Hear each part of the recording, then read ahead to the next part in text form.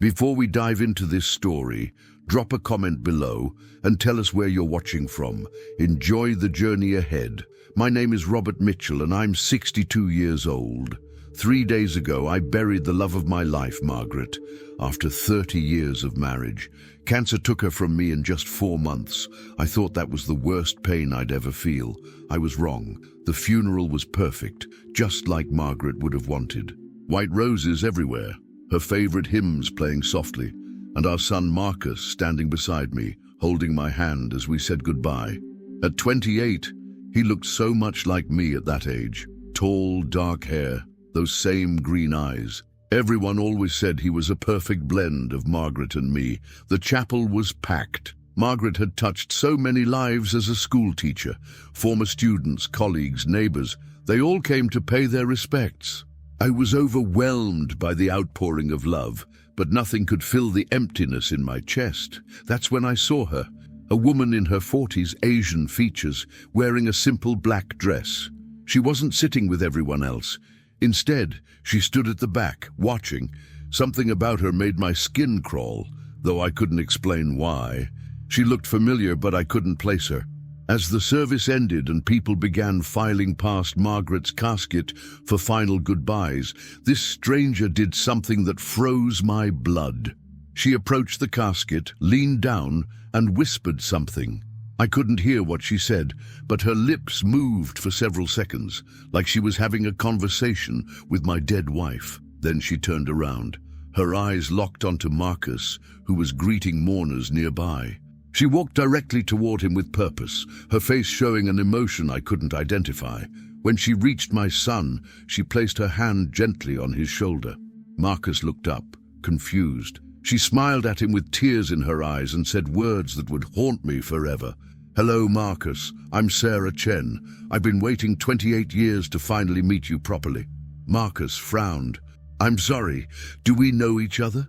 Sarah's smile widened, but her eyes remained fixed on his face with an intensity that made me step closer. "Oh, sweetheart," she said softly. "I'm your real mother." The words hit me like a physical blow. Everything around me seemed to stop. The conversations, the organ music, even my own heartbeat. Marcus went pale, and I felt my knees nearly buckle. "That's impossible," I managed to whisper. But Sarah had already turned those knowing eyes toward me. "Hello, Robert," she said calmly. "We need to talk." I grabbed Marcus by the arm and pulled him away from this woman, this Sarah Chen who had just claimed to be his mother. My hands were shaking, and I could feel every eye in that funeral home watching us. Margaret's body was still lying there in her casket, and this stranger was destroying everything we held sacred. "Let's go outside," I said firmly, not wanting to cause a scene in front of Margaret's memory. Sarah followed us to the parking lot without being invited. Marcus looked shell-shocked, his face drained of all color. I could see his hands trembling as he loosened his tie. "Listen, lady," I started, my voice harder than I intended. "I don't know what kind of sick game you're playing, but my son's mother just died 3 days ago. Margaret gave birth to him 28 years ago. I was there." Sarah reached into her purse and pulled out a manila envelope. Her movements were calm, practiced, like she'd rehearsed this moment 1,000 times. "Robert, I understand this is shocking," she said gently. "But Margaret couldn't have children. She was told that when she was 23 after her ovarian surgery. You know this." My blood ran cold. How could she possibly know about Margaret's surgery? We'd never told anyone about that, not even Marcus. It was Margaret's deepest shame, her greatest sorrow. "That's impossible," Marcus whispered, finding his voice. "My birth certificate says Margaret Mitchell is your mother," Sarah finished. "Yes, I know, but that's not the original." She handed him a folded paper from the envelope. "This is." Marcus unfolded it with trembling hands. I looked over his shoulder and felt the world tilt on its axis. It was a birth certificate, all right, but it listed the mother as Sarah Chen, age 16. The father was listed as unknown. "This is fake," I said desperately. "Anyone can forge documents." Sarah's expression remained patient, almost sympathetic. "I have medical records, Robert. Hospital files from 28 years ago. I have the adoption papers that were never filed legally. And I have these. She pulled out a stack of letters tied with a blue ribbon. Even from a distance, I recognized Margaret's handwriting. My wife's neat, careful script was unmistakable. These are letters Margaret wrote to me over the years, Sarah continued, updating me on Marcus's progress, sending photos, keeping her promise to let me know how he was doing. Photos? Marcus asked weakly. Sarah nodded and showed him several pictures. School photos, birthday parties, Christmas mornings, all taken in our house, all showing Marcus at different ages. But these weren't copies from our family albums. These were originals, with writing on the back in Margaret's hand. She kept her word, Sarah said softly. She promised she'd let me watch him grow up from a distance, and she did. Every year she'd send updates. I felt like I was drowning. Why now? I demanded. Why are you here now, at her funeral?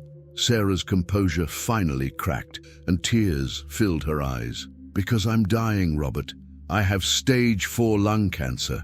6 months, maybe less. And I couldn't leave this world without telling Marcus the truth and thanking Margaret one last time. Marcus looked at me with eyes full of confusion and hurt. Dad, is this possible? Could Mom have lied to us about this? I wanted to say no, to deny everything, to protect him from this nightmare. But as I looked at Sarah's evidence, at Marcus's face that suddenly seemed less familiar, at those damn letters in Margaret's handwriting, I realized I didn't know what was true anymore. That night, I couldn't sleep. Marcus had gone home to his apartment, saying he needed time to think. I sat in Margaret's chair, staring at the walls we'd painted together 15 years ago, wondering if my entire life had been a lie. At 3 a.m, I found myself climbing the stairs to our attic. If Margaret had kept letters from Sarah, maybe there were other secrets hidden up there. I'd avoided the attic since her diagnosis. It was where she kept her most personal belongings. The dust made me sneeze as I pulled the chain for the bare bulb. Boxes everywhere, labeled in Margaret's neat handwriting, Christmas decorations, Marcus's school papers, teaching materials. Then I saw one that made my heart stop, personal, private. My hands shook as I opened it. Inside were hundreds of letters, all addressed to Sarah Chen, all in Margaret's handwriting but never sent. They were drafts, practice letters where she'd poured out her heart. I picked up one dated 28 years ago and began to read. Dear Sarah, today, Marcus took his first steps. He walked right into Robert's arms, and we both cried with joy. I know you gave him to us because you wanted him to have a good life, and I promise you he does. Robert loves him so much, and he doesn't know the truth. I think it's better that way. Marcus will never want for anything, and he'll never know the pain of feeling unwanted. Another letter from 10 years later. Sarah, Marcus made the honor roll again. He wants to be a lawyer like his daddy. He's so smart, just like you said you were in school. Sometimes I catch him staring at himself in the mirror, and I wonder if he sees something different, if he somehow knows. But then he hugs me and calls me Mom, and my heart breaks all over again, both from joy and guilt. The most recent letter was dated just 6 months ago. Sarah, I'm dying. The cancer is spreading, and Robert doesn't know how bad it is yet. I'm scared that when I'm gone, Marcus will have questions I can't answer. Part of me wants to tell Robert the truth before I die, but I'm terrified it will destroy our family. You gave me the most precious gift in the world, and I've tried to be worthy of it. Please don't hate me for keeping him from you all these years. I was crying now, great heaving sobs that echoed in the dusty attic. Margaret had carried this secret alone for 28 years. She'd lived with the constant fear that someday the truth would come out, that she'd lose the son she'd raised as her own. At the bottom of the box was a phone number written on a piece of paper with Sarah Chen written underneath. It was recent. The paper wasn't yellowed like the others. I climbed down from the attic and sat at our kitchen table, staring at that phone number. At 4 a.m, I did something I never thought I'd do. I called it. Hello? Sarah's voice was groggy but alert. It's Robert Mitchell, I said. We need to talk. Really talk. There was silence for a moment. I'll come over, she said. No, Not here. This is Margaret's house. Meet me at Denny's on Highway 50, 20 minutes. When I walked into that fluorescent-lit diner, Sarah was already there, sitting in a corner booth with 2 cups of coffee waiting. She looked tired, older than she had at the funeral. Without makeup and fancy clothes, she looked fragile. "You found her letters," she said. It wasn't a question. I nodded and sat down across from her. "Tell me everything, from the beginning, the real beginning." Sarah wrapped her hands around her coffee cup and began to speak. "I was 16 and homeless. My parents had kicked me out when they found out I was pregnant. I was living in my car, working at a gas station, trying to figure out how I was going to survive with a baby." She paused, collecting herself. "Margaret found me crying in the bathroom at the hospital during a prenatal appointment. She was there for fertility treatments that weren't working. We started talking and she was so kind, so desperate for a child. When I told her I couldn't keep the baby, she offered to help." "Help how?" "She paid for my medical bills, gave me a place to stay, bought me food and clothes. In return, I agreed to let them raise the baby. It wasn't supposed to be legal adoption. We couldn't afford lawyers, and I was a minor. It was just an agreement between 2 women who needed each other. I felt sick, and I never knew. Margaret was terrified you'd think less of her if you knew she couldn't give you a biological child. She made me promise never to contact you directly. All communication had to go through her. So Marcus really is my biological son, yes. But Robert," she leaned forward, her eyes intense, "you're his real father. You raised him, loved him, taught him right from wrong. DNA doesn't make a parent. Love does." As I sat there in that diner at dawn, everything I thought I knew about my life crumbled around me. I couldn't face Marcus that morning. Instead, I called in sick to the consulting firm where I worked part-time and spent the day driving aimlessly around town, trying to process everything Sarah had told me. By evening, I knew I had to talk to my son. Marcus was waiting for me when I got home, sitting on our front porch with a beer in his hand and the expression I'd never seen before, a mixture of anger, confusion, and something that looked like betrayal. "Where have you been?" he asked as I walked up the steps. "Thinking, processing, trying to figure out what the hell is happening to our family." Marcus took a long swig of his beer. "I've been doing some thinking too, Dad, and I've made a decision." I sat down beside him on the porch swing Margaret had insisted we install 5 years ago. "What kind of decision?" "I want to take a DNA test. With Sarah, I need to know for sure." My stomach dropped. "Marcus, even if she's telling the truth, it doesn't change anything. You're my son, period." But it changes everything, doesn't it?" His voice was sharper than I'd ever heard it. "It means Mom lied to me my entire life. It means you lied to me. It means I don't know who I am." "You know exactly who you are," I said firmly. "You're Marcus Mitchell. You're a lawyer, a good man, someone who cares about justice. You're the kid who used to build forts in the backyard and who cried when we had to put down our dog Rex. None of that changes." Marcus stood up abruptly. "I already called a lab. They can do the test tomorrow. Sarah agreed to meet us there." "Marcus, please think about this." "I have been thinking about it," he shouted, then caught himself and lowered his voice. "Dad, I've always felt different, always felt like something didn't quite fit.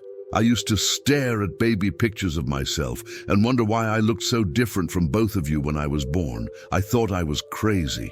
That hit me like a punch to the gut. You never said anything. What was I supposed to say? Hey, Mom and Dad, I think you're lying about me being your kid. I convinced myself it was just my imagination." The next day, we met Sarah at a medical lab downtown. The whole process took less than 10 minutes, a simple cheek swab for both Marcus and Sarah. The technician said we'd have results in 48 hours. Those were the longest 48 hours of my life. Marcus barely spoke to me, spending most of his time at his apartment or at the office. I found myself looking at old photo albums, studying pictures of Marcus as a baby, searching for clues I'd missed. When the results came back, we all met at Sarah's hotel. She'd rented a small conference room, probably to give us privacy for what she knew would be an emotional moment. The technician opened the envelope with clinical efficiency. The probability of maternity is 99.97%. Sarah Chen is the biological mother of Marcus Mitchell. The words hung in the air like smoke. Marcus closed his eyes and took a deep breath. Sarah started crying quietly. I felt like I was watching my life collapse in slow motion. "There's something else," Sarah said softly. "Something I haven't told you yet." Marcus and I both looked at her. "I know who your biological father is, Marcus. And Robert," she turned to me. "You're going to want to sit down for this." My legs felt weak. "What do you mean?" Sarah pulled another document from her purse. "The birth certificate I showed you before listed the father as unknown because I was protecting someone, but I've kept the real truth all these years." She handed Marcus a paper. "Your biological father is David Patterson." The name hit me like a freight train. David Patterson was Margaret's brother. He'd died in a car accident 25 years ago. He'd been Marcus's uncle, or so we'd always thought. "That's impossible," I whispered. "David was 19 when I was 16, Sarah continued. "He was home from college for the summer, working construction. We met at a party and, well, one thing led to another. When I told him I was pregnant, he panicked. He begged me not to tell anyone, especially not Margaret. He said it would destroy their family." Marcus was staring at the paper, his face completely white. "Uncle David was my father? That's why Margaret was so determined to help me," Sarah explained. "When I finally told her the truth about who the father was, she felt responsible. She said David was family, and that made the baby family too. She couldn't let her brother's child grow up unwanted." I thought about all the times Margaret had insisted we visit David's grave, how she'd tell Marcus stories about his uncle who died too young, how she'd always said Marcus reminded her of David when he was young. "So I'm not adopted," Marcus said slowly. "I'm actually blood family. Margaret was my aunt, not my mother." The room was spinning. Everything I thought I knew about my family, about my marriage, about my son, it was all built on a foundation of lies. Over the next few weeks, something strange happened. Instead of tearing us apart further, Sarah's revelation about David being Marcus's father seemed to bring a kind of twisted peace to our situation. Marcus started visiting Sarah regularly at her hotel, and I found myself joining them sometimes. Sarah was easy to talk to, I had to admit. She was intelligent, well-read, and had a dry sense of humor that reminded me of Margaret. She told us stories about her life, how she'd finished high school despite being a teen mother, worked her way through college, and built a successful career as a graphic designer. "I never married," she told us one evening as we sat in the hotel restaurant. "I always felt like I'd already had my shot at motherhood and given it away. It didn't seem fair to try again." Marcus was fascinated by her. He peppered her with questions about her health, her hobbies, her opinions on everything from politics to movies. It was like he was trying to make up for 28 years of missed conversations.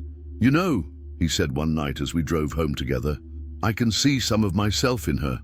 The way she organizes things, how she thinks through problems. It's weird, but it feels right somehow." I understood what he meant, though it scared me. For the first time since this nightmare began, Marcus seemed at peace with himself. The restless energy that had always been part of his personality seemed calmer.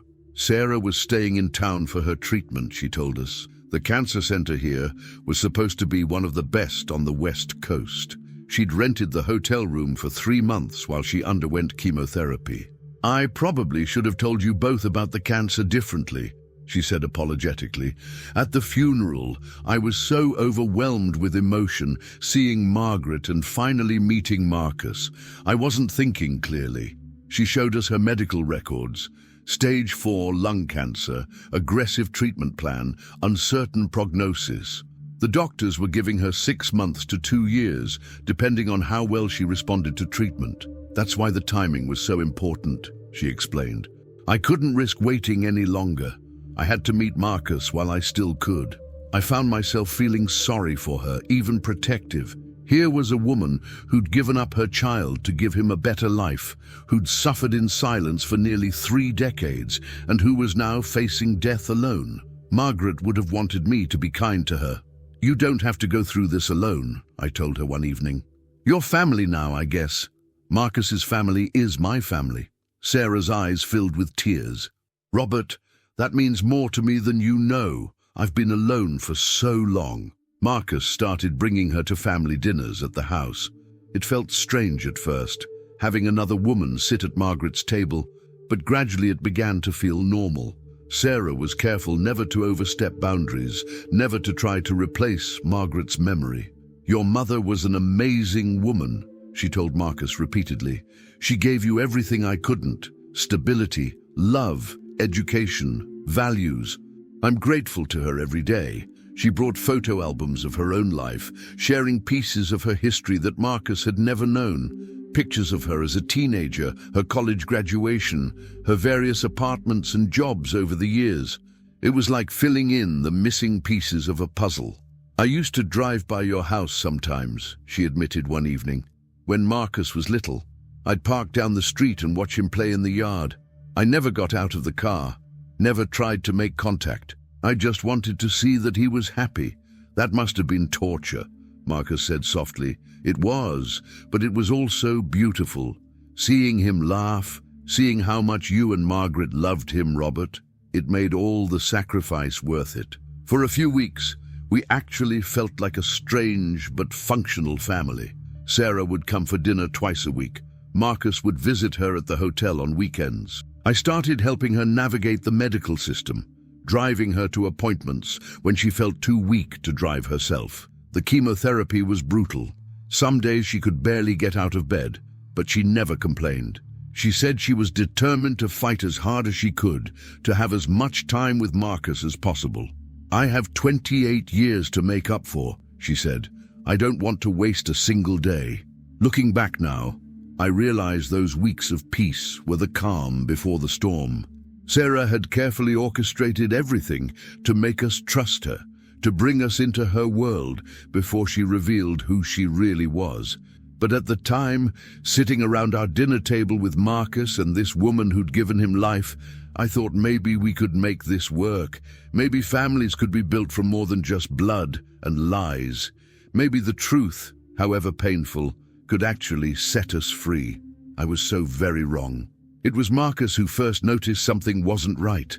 He came to the house one Saturday morning, looking troubled in a way I hadn't seen since those first days after the funeral.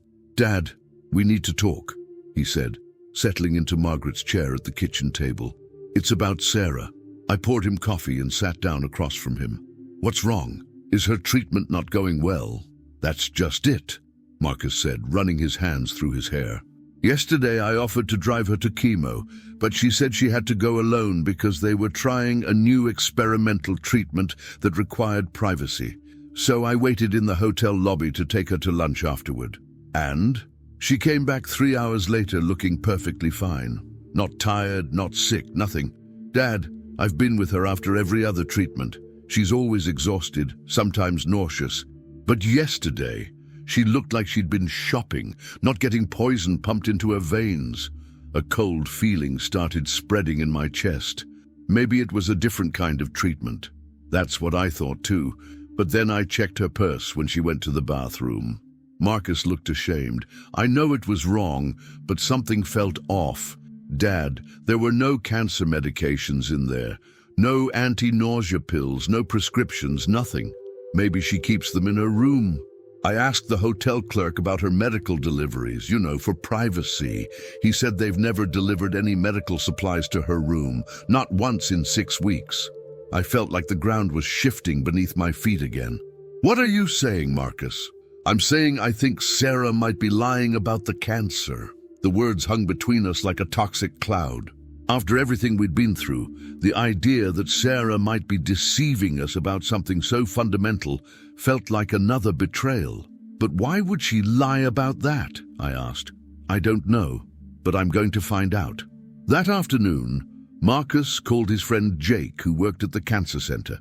They'd gone to law school together, and Jake now handled legal affairs for the hospital system. "I need you to check if someone is a patient there," Marcus told him over the phone. "Sarah Chen. It's important." 20 minutes later, Jake called back. "Marcus, there's no patient by that name in our system. Never has been." The room started spinning. Marcus and I looked at each other across the kitchen table, and I could see my own shock reflected in his eyes. "There's more," Marcus said after he hung up. "Yesterday I also noticed something else. When Sarah was telling us about her childhood, she said her parents kicked her out when she was 16. But last week, she mentioned calling her mother in California to tell her about meeting me. Maybe they reconciled," I said weakly. "That's what I thought. So I asked her about it today. She got flustered and said she misspoke, that it was her aunt she'd called, not her mother. But Dad, she was so confident about the details when she first told the story." My mind was racing. "Marcus, if she's lying about the cancer, what else might she be lying about?" Before he could answer, my phone rang. It was Elizabeth, Margaret's sister. Elizabeth had been traveling in Europe during the funeral and had just returned. "Robert, I just heard about what happened at Margaret's service," she said. "About that woman claiming to be Marcus's mother. Elizabeth, it's complicated. She had proof." "Robert, listen to me carefully. I think that woman might be dangerous." My blood ran cold. "What do you mean?" 5 years ago, Margaret told me something in confidence. She said a woman had been calling the house, claiming to be Marcus's biological mother and demanding money. Margaret was terrified, but the woman disappeared after a few weeks. Margaret made me promise never to tell you because she didn't want to worry you. I nearly dropped the phone. "What did this woman look like?" Margaret said she was Asian, probably in her 40s, very well dressed and articulate. She had official-looking documents and seemed to know details about Marcus's birth that she couldn't possibly have known unless what? Unless she'd been watching your family for years, Robert. Margaret suspected this woman was some kind of con artist who targeted adoptive families. Marcus was watching me with growing alarm as I processed Elizabeth's words. "Elizabeth, why didn't Margaret call the police?" She was going to, but then the woman vanished. No more calls, no more contact. Margaret hoped it was over. But Robert, if this is the same woman who showed up at the funeral, we're in trouble, I finished. After I hung up, Marcus and I sat in stunned silence. Everything Sarah had told us, every emotion she'd shared, every moment of connection we'd felt, it was all potentially a lie. "Dad," Marcus said quietly, "I think we need help. Professional help." "You mean the police?" "I mean a private investigator. If Sarah is running some kind of con, we need to know what we're dealing with before we confront her." As the afternoon sun streamed through Margaret's kitchen windows, I realized that our brief period of peace had been built on another foundation of lies. And this time, we might be the ones paying the price. The private investigator Elizabeth recommended was a woman named Detective Patricia Pat Rodriguez, recently retired from the LAPD fraud division. She met us at a coffee shop downtown the next morning, and I could tell immediately that she was someone who'd seen every kind of scam imaginable. "Tell me everything," she said, pulling out a notebook. From the beginning, Marcus and I spent an hour laying out the whole story. Sarah's appearance at the funeral, the DNA test, the cancer claims, the inconsistencies we'd started noticing.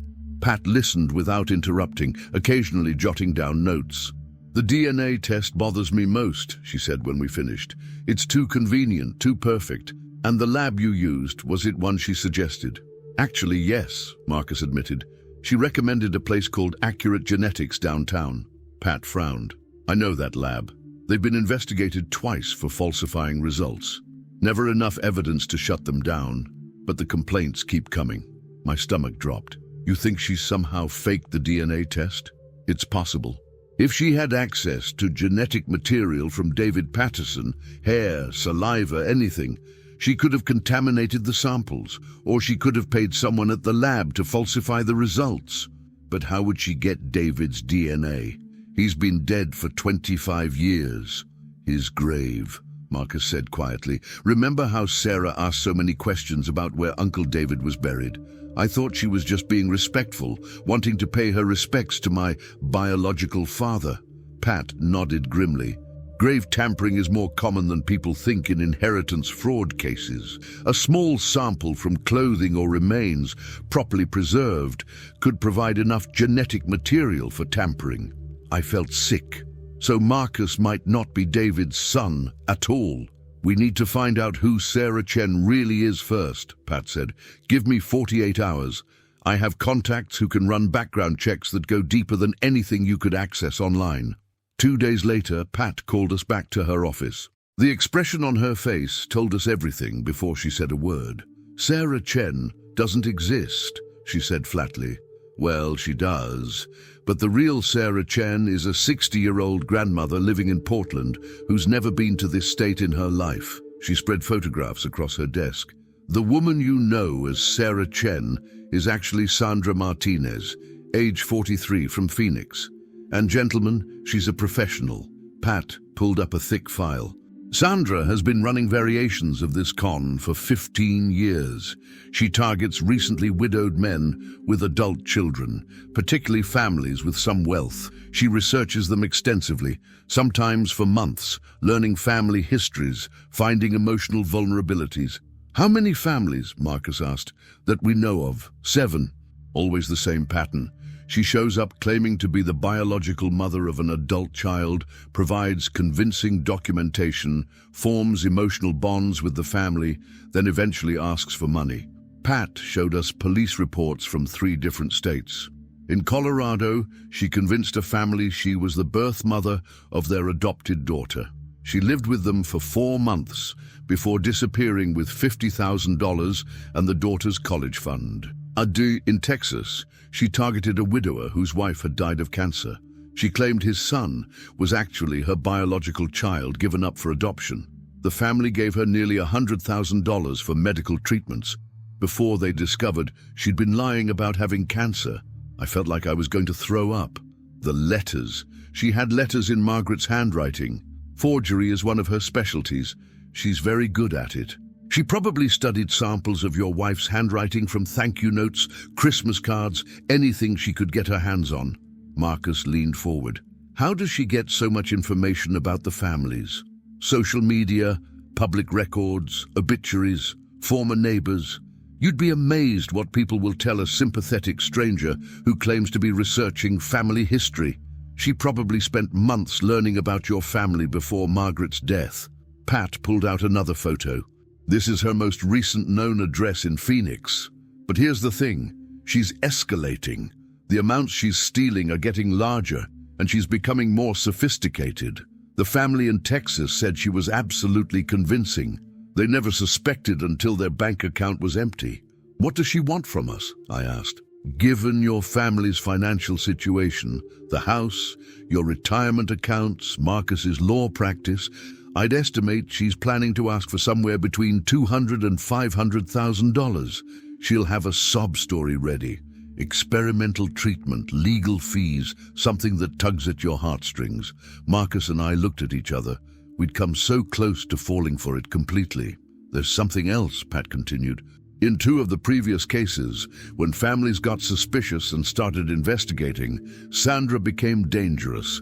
She'd threatened to destroy their reputations, claimed they'd abused or abandoned her.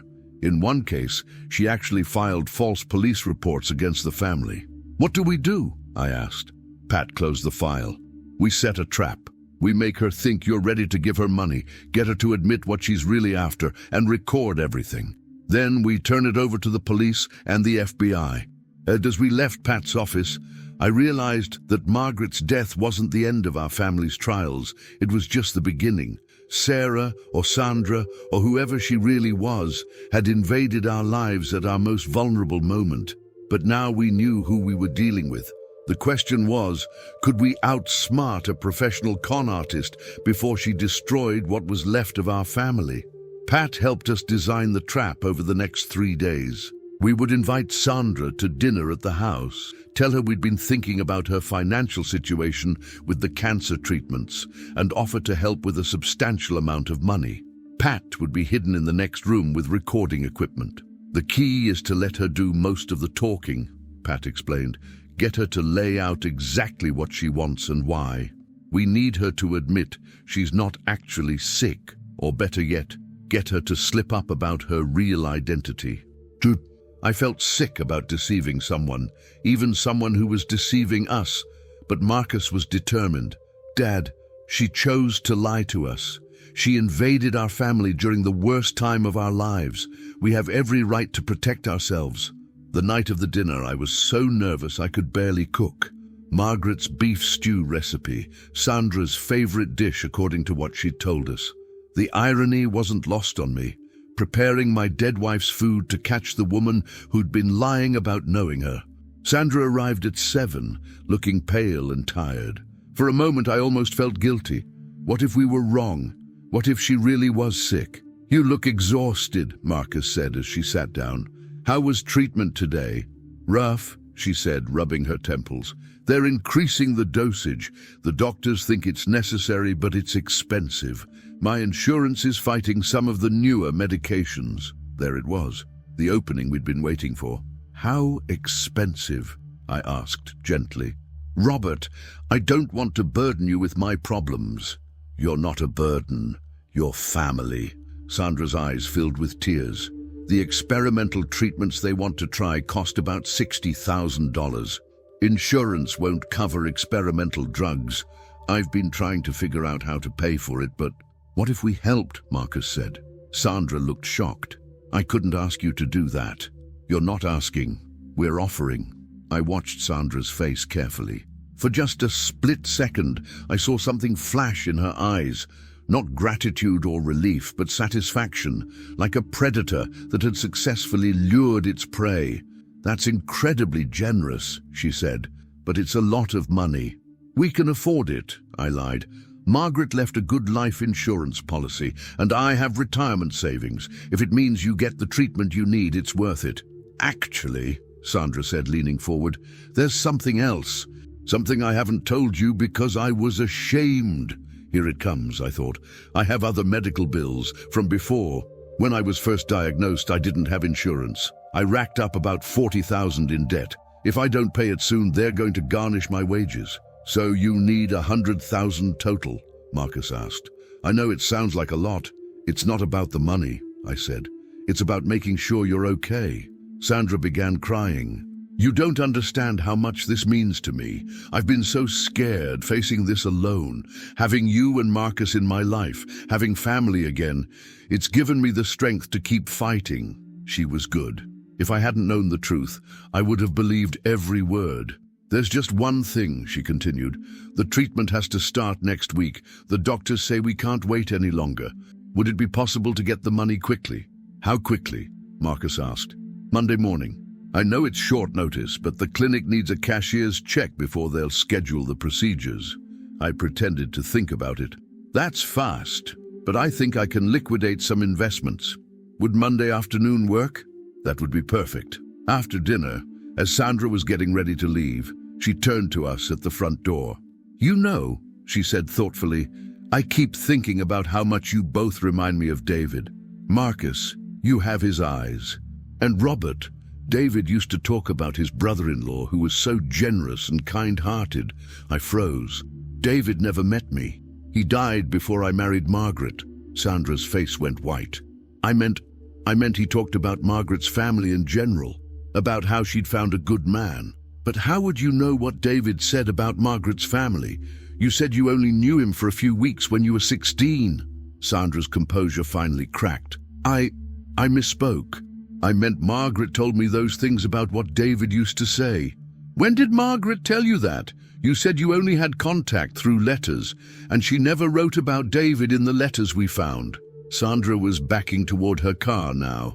I think I'm more tired than I realized. The chemo affects my memory sometimes. I should go. As her car pulled away, Pat emerged from the dining room where she'd been listening. Did you get all that? Marcus asked. Every word, including the part where she slipped up about knowing David personally and the urgent demand for $100,000. Pat was smiling grimly. Gentlemen, we've got her.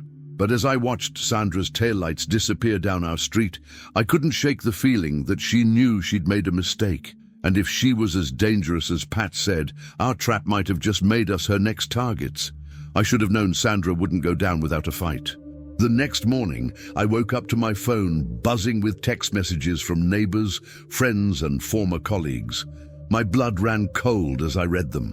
"Robert, I saw the news story. I can't believe this about you and Marcus. Is it true what they're saying about Margaret?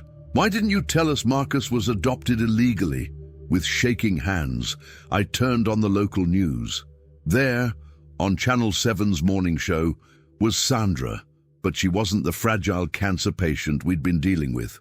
She was polished, articulate, and absolutely convincing as she told a version of our story that painted Marcus and me as the villains. "I gave birth to Marcus when I was just 16, she was saying to the sympathetic anchor. "I was young, scared, and homeless. The Mitchells took advantage of my situation. They promised it would be a legal adoption, but they never filed any paperwork. They essentially bought my baby." My heart was pounding as I called Marcus. He'd already seen it. "Dad, she's destroying us," he said, his voice shaken. "She's claiming we knew all along that the adoption was illegal, that we exploited a pregnant teenager." "It gets worse," I said, scrolling through my phone. "She's posted on social media too. Facebook, Twitter, something called TikTok. She's got photos, documents, everything." I drove over to Marcus's apartment to find him pacing like a caged animal. His phone was ringing constantly. Reporters, former clients, friends wanting explanations. "She's claiming we threatened her," Marcus said. "She says we invited her to dinner last night to intimidate her into keeping quiet about the illegal adoption." "That's insane. We have the recording." "Do we?" "Pat called this morning. She says Sandra might have been recording us too. If she edited the audio right, she could make it sound like we were bribing her to stay quiet instead of offering to help with medical bills." As if on cue, my phone rang. It was my former business partner, Jim. "Robert, I'm sorry, but I have to ask. Is any of this true?" "Jim, you've known me for 20 years. Do you really think I'd buy a baby?" "No, but the documents she's showing look pretty official. And she's got medical records showing she gave birth 28 years ago. The hospital confirmed it." After I hung up, Marcus and I just stared at each other. Sandra had turned the tables completely. We'd been preparing to expose her as a fraud, and instead she'd painted us as criminals who'd exploited a vulnerable teenager. The doorbell rang. It was Pat, looking grim. "We've got a problem," she said. "Sandra filed a police report this morning claiming you two have been harassing and threatening her. She says you found out she was Marcus's biological mother and tried to silence her with money." "But we have the recording," Marcus protested, "which proves you offered her money. If taken out of context, it could look like hush money rather than medical assistance." Pat sat down heavily. "There's more. She's also filed a civil lawsuit claiming emotional distress, fraud, and demanding financial compensation for 28 years of being denied access to her son." I felt the walls closing in. "How much?" $2 million. Marcus sank into his chair. "My law practice is finished. Who's going to hire a lawyer who's involved in an illegal adoption scandal? And my consulting contracts," I added. "My reputation in this town is everything." Pat was studying her notes. "The thing is, some of what she's saying might actually be legally problematic. Even if you didn't know about the adoption issues at the time, the lack of proper legal documentation could create liability." My phone buzzed with another text, this one from Elizabeth. "Robert, I just saw the news. Margaret would be devastated. How could you let this happen?" "She's isolating us," I realized. "She's turning everyone against us so we have no support system." "It's a classic technique," Pat confirmed. "Discredit the targets, make them seem unreliable. Now, if we come forward with evidence that she's a con artist, people will think we're just making up stories to defend ourselves." Marcus's phone rang. It was his assistant at the law firm. "Marcus, I'm sorry, but Mr. Henderson wants to see you first thing Monday morning," she said. "Several clients have called asking questions about the news reports." After she hung up, Marcus looked defeated. 28 years of being a good son, a good citizen, a good lawyer, and one lying woman destroys it all in 24 hours. That evening, as I sat alone in the house that no longer felt like home, I realized Sandra had accomplished something I didn't think was possible. She'd made me question everything about my relationship with Marcus, my marriage to Margaret, and my own character. The worst part was that some of our friends and neighbors were actually believing her story. The sympathetic teenage mother, the wealthy family who'd taken advantage of her desperation. It fit a narrative people wanted to believe. As I stared at Margaret's photograph on the mantel, I made a decision. Sandra wanted a war. She was going to get one. But first, I needed to figure out how to fight someone who had turned my entire life into a weapon against me. The phone rang again. This time it was a number I didn't recognize. Mr. Mitchell? This is Detective Sarah Kim with the County Sheriff's Office. We need to schedule a time for you and your son to come in for questioning regarding allegations of illegal adoption and harassment. As I hung up, I realized Sandra had won the first battle, but the war was far from over. The meeting with Detective Kim was scheduled for Monday morning. Marcus and I spent the weekend with Pat, preparing our defense and gathering every piece of evidence we could find.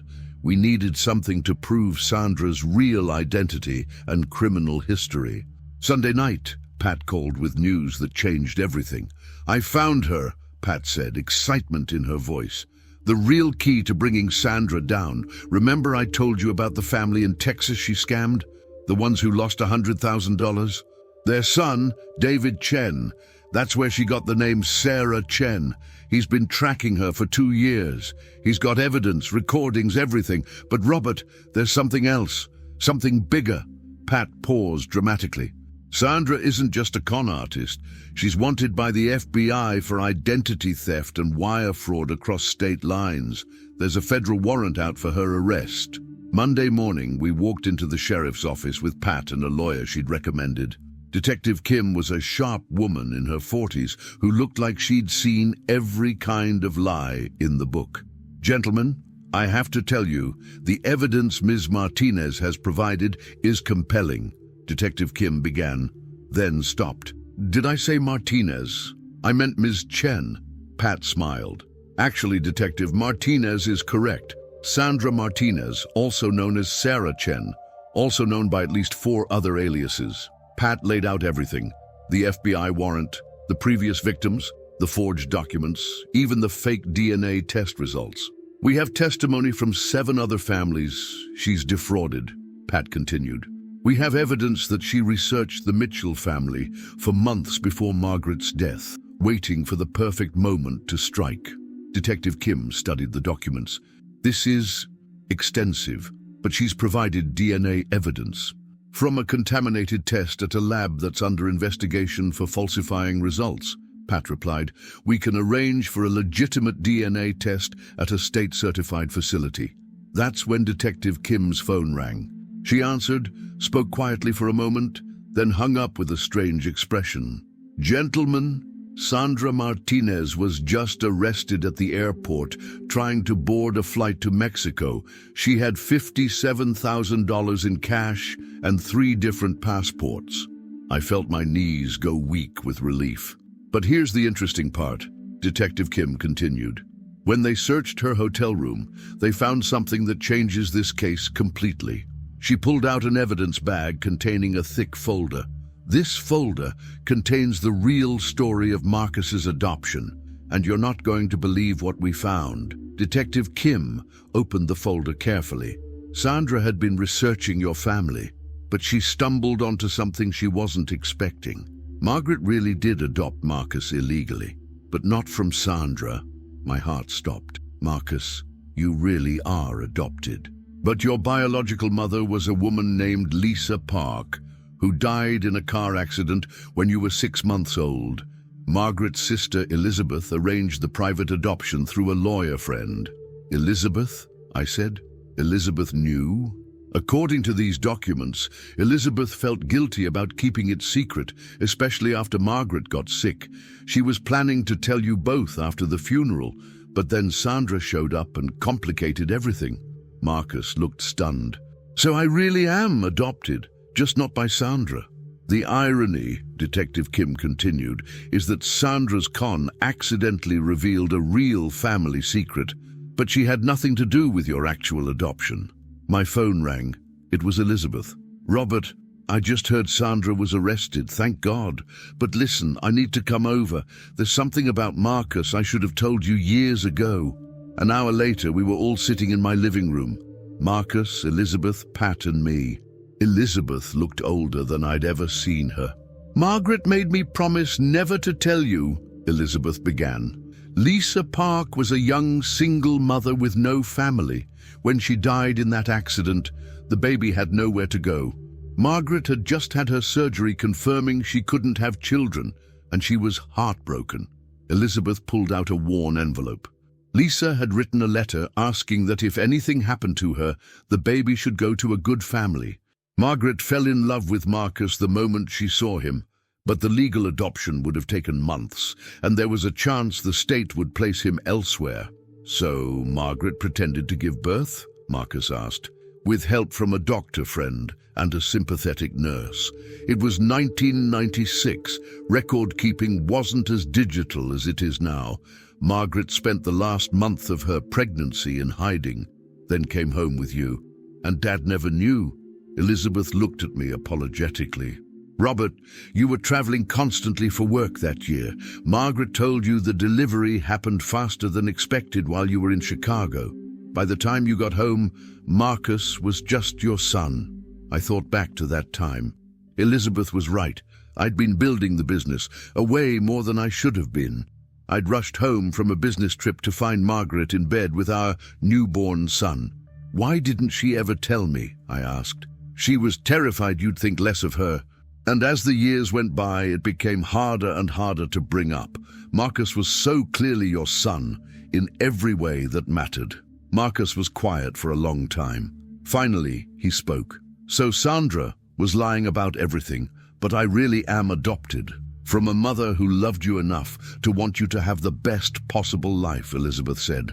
And parents who loved you so much they were willing to break the law to keep you. As we sat there in the afternoon light streaming through Margaret's windows, I realized that love had been the constant through all the lies and revelations. Margaret's love for a motherless baby, Lisa Park's love in wanting the best for her son, and my love for the boy who'd been my son from the moment I held him. Sandra had tried to destroy us with lies, but in the end, she'd only revealed the depth of the love that built our family. Marcus looked at me with tears in his eyes. Dad, does this change anything between us? I pulled him into a hug, this young man I'd raised, this son of my heart, if not my blood. Not a damn thing, I said. You're my son. You always have been, and you always will be. And for the first time since Margaret's funeral, our family felt whole again.